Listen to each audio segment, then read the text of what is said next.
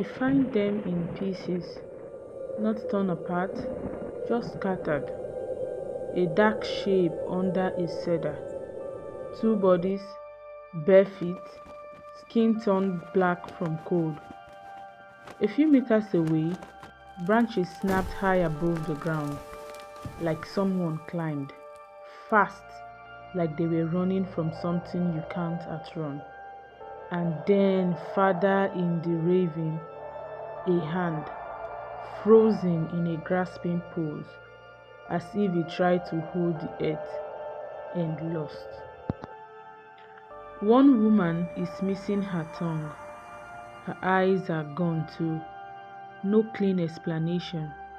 Only snow, only time. The searchers stand there, not speaking, because in this place, words feel useless. How do 9 skilled hikers end like this, without a single enemy in sight? This begins with a plan.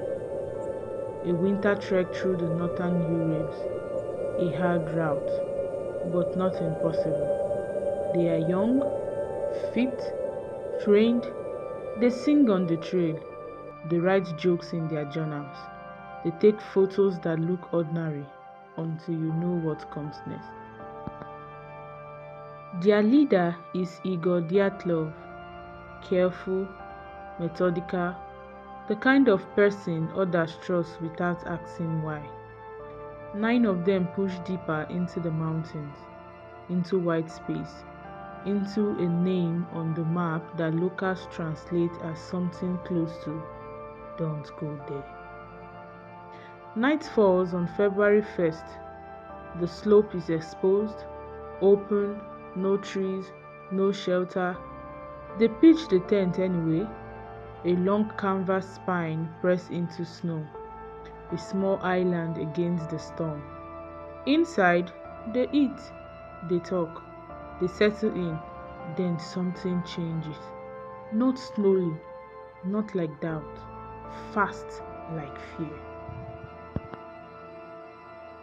The tent is cut open from the inside, not unzipped, cut. That detail matters, because you don't ruin your only shelter in a blizzard, unless staying inside feels worse than death. They spill out into the night, some with no boots, some without coats, one without a hat. They move downhill, not in a stampede. That is the strange part. Their footprints, later found frozen in place, look almost calm. Single file, measured steps, as if they are trying not to panic, as if the panic is already in the air and they are breathing it in. At the tree line, they stop near that cedar. They make a fire, small, desperate. 2 of them stay closest to the flames. They should have lived longer, but they don't. The branches above are broken, high, too high to reach standing. Someone climbed that tree to look back at the tent, to look for someone, to look for something coming down the slope. And then the group fractures. 3 of them turn back towards the tent, like they are trying to return, like they think they can fix this. They don't make it. They fall one by one. Frozen where they drop, spread across the hillside like punctuation marks, ending a sentence nobody can read. The remaining 4 go deeper into the woods, towards a ravine. They build a den in the snow, a last attempt at shelter. This is where the story stops feeling human and starts feeling wrong. Because these 4 aren't just cold, they are crushed, ribs broken, skulls fractured, one chest described as caved in, but their skin mostly intact. No knife wounds, no signs of a fight. It is the kind of damage you expect from a car crash, or from something heavy, something that hits all at once. And still, no clear tracks of strangers, no clear proof of an attacker, just 9 sets of prints leaving the tent and none returning. Weeks pass before anyone finds them because the mountain keeps secrets well, and winter erases evidence like it is ashamed. When the search team reaches the tent, they freeze.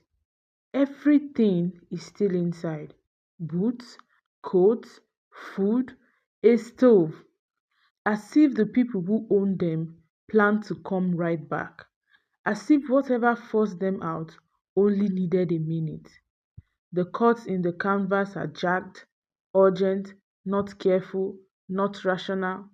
A flashlight lies on the top of the tent, placed there, not dropped. A final thought, maybe, or a final mistake.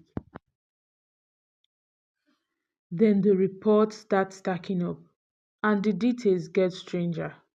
Some clothing shows traces of radiation, not enough to explain the death, but enough to add a shadow. Witnesses later claimed they saw orange lights in the sky that night, floating, quiet, unrelated, maybe or maybe not. And in the photos recovered from their camera, there are frames that feels off. Blood, tilted, a flash of light, a smear of movement, as if the photographer's hands were shaking or running. You can argue what any single clue means, but together they don't sit right. So what happened? An avalanche is the simplest answer. A slab release, a sudden wave of snow, enough to make them cut and flee. But the slope angle is debated, and the tent wasn't buried deep. And those footprints, they don't scream avalanche, they whisper, leave now. A katabatic wind, a sudden violent dance-slow blast, it can sound like a freight train, it can make the mind snap, it can turn a tent into a trap, but that doesn't explain the crushing injuries in the raving. Not cleanly. A military test, a shock wave, a panic triggered by something in the sky. Those are theories, not proven, but theories don't appear out of nowhere. They grow in the space where answers should be. Here is what we do know: 9 people did something they never should have done, all at once, together, in the worst place to do it. They abandon warmth, they abandon safety, they step into a black storm half dressed and walk away from their only chance.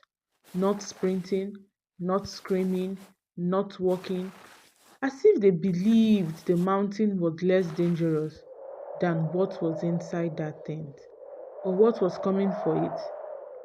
And when rescuers finally arrived, the mountain had already finished telling its story. It just didn't leave the ending. Hmm. So the question stays, sharp as eyes, simple as breath. What do you fear so much? You cut your way out of shelter and chose the dark?